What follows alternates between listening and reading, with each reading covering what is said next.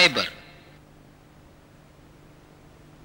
صلح حدیبیہ کے بعد مدینے میں امن و امان قائم ہوا، مگر خندق کے تجربے سے مسلمان یہ سمجھ سکے کہ مدینے کے اندر جب تک دھوکے باز یہودی قبائل موجود رہیں گے تب تک چین و امن قائم نہ رہے گا۔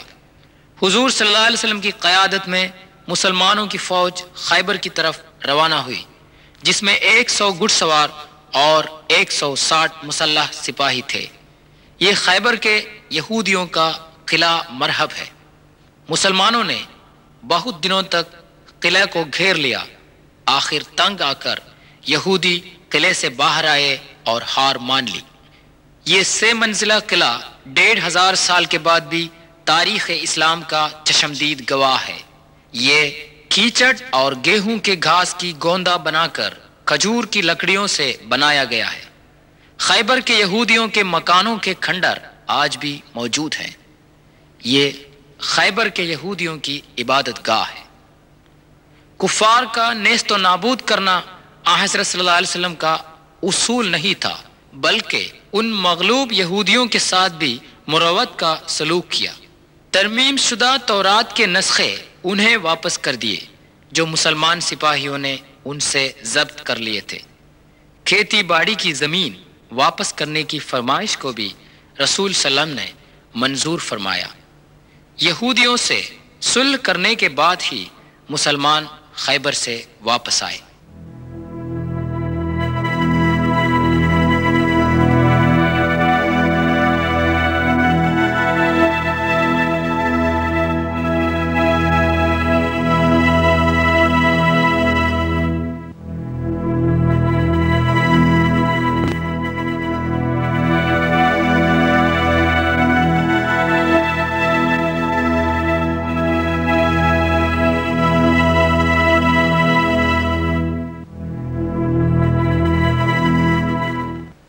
حضرت صلی اللہ علیہ وسلم کے خطوط حضرت محمد صلی اللہ علیہ وسلم ساری دنیا کے لیے پیغمبر بنا کے بھیجے گئے ہیں۔ یہ اس خط کی کاپی ہے جو حضرت نے شہنشاہ مصر مقوقس کو اسلام کی دعوت دیتے ہوئے لکھا تھا۔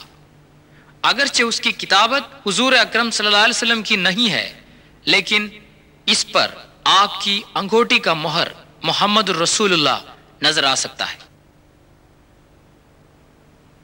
معطا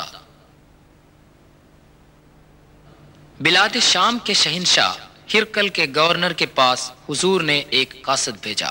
1000 کلومیٹر گھوڑے پر اکیلے سوار ہو کر تپتے صحراؤں اور وادیوں سے گزر کر حضرت حارث بن عمیر الازدی رضی اللہ عنہ 629 عیسوی میں معطا پہنچے اور گورنر کو حضور کا خط دیا۔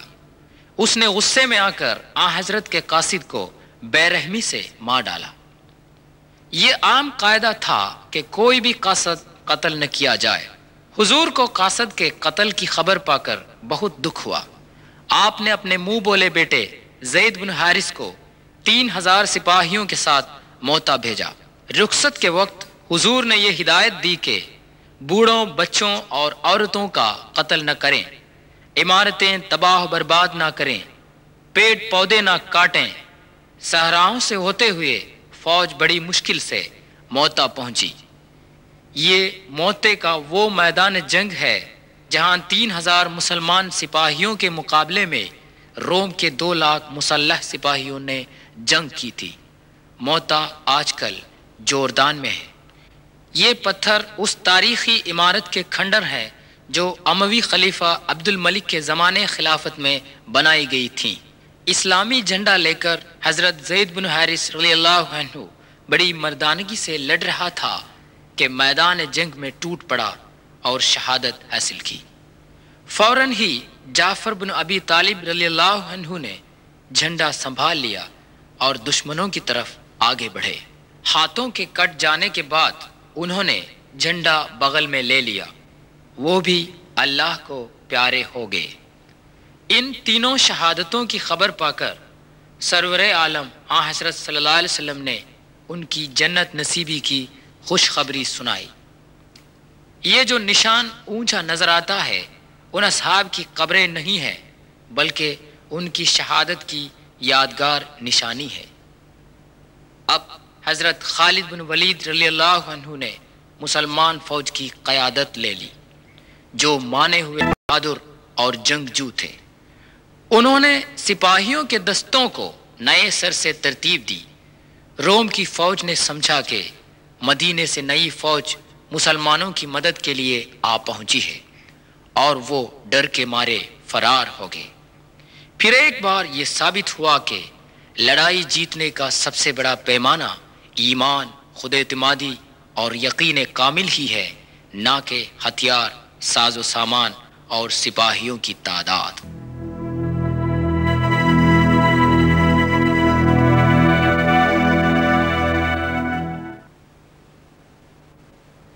فتح مکہ۔ حضرت صلی اللہ علیہ وسلم ہزاروں مسلمانوں کو ساتھ لے کر کسی کو خبر دینے کے بنا ریگستان سے مدینے کی طرف روانہ ہو گئے۔ مکہ کے قریش اور ان کے روسا جنہوں نے حضرت اور ساتھیوں کو اپنے وطن اور گھر سے باہر نکال دیا، ان پر بے دردانہ ظلم کیا تھا، جب مجبوری کی حالت میں حضرت سے مغلوب ہو گئے تو آپ نے ان کو معافی دی، اپنے مذہب اور عقیدے کے مطابق جینے کی انہیں آزادی دی۔ یہ ان واقعات میں سے ایک ہے جن سے یہ غلط ثابت ہوا کہ اسلام کی تبلیغ و اشاعت تلوار کے زور سے ہوئی۔ سورہ 6 ممتحنہ آیت 8 میں خدا تعالی مسلمانوں کو حکم دیتا ہے، ان تمام غیر مسلمانوں سے بھلائی کر اور انصاف کر جنہوں نے تم سے مذہب کے نام پر جنگ کا اعلان نہیں کیا ہے۔ اللہ کے سوا کسی اور کو پکار کے دعا مانگنے والوں کو آپ نہ ڈانٹے۔ عثمان رضی اللہ عنہ کا کنواں۔ مدینے میں پانی کا سخت قحط پڑ گیا۔ روما جو ایک یہودی تھا، محض اسی کے کنویں میں پانی تھا۔ پیغمبر حضرت محمد صلی اللہ علیہ وسلم نے فرمایا، جو کوئی روما کا کنواں خرید کر مسلمانوں کے لیے وقف کر دے گا اس کو جنت نصیب ہوگی۔ یہ سن کر عثمان رضی اللہ عنہ نے 20,000 دینار دے کر کنواں خریدا اور مسلمانوں کے لیے وقف کر دیا۔ یہ مدینے سے 5 کلومیٹر کی دوری پر ہے، جس میں آج بھی کثرت سے پانی ہے۔ حجۃ الوداع۔ پیغمبر حضرت محمد صلی اللہ علیہ وسلم نے تا حیات ایک ہی حج کیا ہے۔ حضور صلی اللہ علیہ وسلم نے حج پر جانے کا اعلان کیا۔ ملک عرب کے کونے کونے میں یہ اعلان گونج اٹھا۔ دیہات، شہر، وادیاں اور ریگستان کے لوگوں نے اس کا خیر مقدم کیا۔ لوگ مدینے کی طرف بہنے لگے۔ اپنی موت سے تقریباً 3 مہینے پہلے 633 عیسوی میں 1,00,000 صحابے کے ساتھ مکے کی طرف روانہ ہو گئے۔ مینا میں حضرت صلی اللہ علیہ وسلم نے اس جگہ پر خیمہ ڈالا تھا جہاں آج مسجد الخیف واقع ہے۔ یہ عرفے کی وہ مسجد ہے جس کو مسجد النمرہ کہتے ہیں۔ حضرت صلی اللہ علیہ وسلم نے 9 ذی الحج کو عرفے سے تاریخی خطبہ فرمایا تھا، اے لوگو میری باتوں کو غور سے سنو، یہ ہمیں معلوم نہیں کہ اس جگہ پر پھر کبھی ہم جمع ہو جائیں۔ اے لوگو آپ کی جان اور مال قیامت کے دن تک پاک رہے گا۔ آپ لوگوں کو عورتوں کا حق ادا کرنا چاہیے اور عورتیں آپ کا حق ادا کریں۔ پہننے کے لیے لباس اور ان کے لیے روٹی مہیا کریں، ان سے رحم دلی سے پیش آئے۔ وہ آپ کے رفیق حیات اور آپ ان کے سہارے ہیں۔ کلام الہی کے نام سے ان کو آپ ایک زوج کے طور پر جائز کیا گیا ہے۔ اے لوگو میری باتوں پر غور فرمائے، میں آپ لوگوں میں ایک بہت بڑی بات کو چھوڑ کر جاتا ہوں، جب تک آپ لوگ اس پر عمل کریں گے گمراہ نہیں ہو جائیں گے۔ یہ ہے خدا کا کلام اور اس کے رسول کی سنت۔ میرے مالک، میرے آقا، تو نے مجھ پر جو ذمہ داری سونپی تھی میں نے وہ پہنچا دیا ہے نا؟ تمام لوگ ایک ہی آواز میں بول اٹھے، یا رسول اللہ، ہم گواہ ہیں۔ حضور اکرم صلی اللہ علیہ وسلم نے اپنی انگلی سے آسمان کی طرف اشارہ کر کے کہا، اے خدا، تو ہی گواہ ہے۔ دنیا کے تمام ممالک کے مسلمان رنگ و نسل، زبان اور مال دولت کے امتیازات کو چھوڑ چھاڑ کر عرفہ کے دن یہیں جمع رہتے ہیں۔ یہ اجتماع عاقبت کے دن محشر میں تمام انسانوں کے جمع ہونے کی یاد دلاتا ہے۔ یہ ہے مزدلفے کی مسجد۔ بقیع الغرقد، حضرت صلی اللہ علیہ وسلم کے زمانے سے لے کر آج تک مدینے کا عام قبرستان ہے بقیع الغرقد، یعنی جنت البقیع۔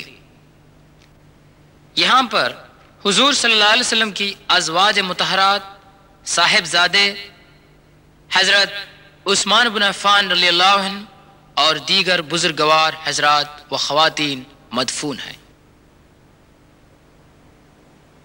حضرت صلی اللہ علیہ وسلم کی وفات 8 جون 632 عیسوی۔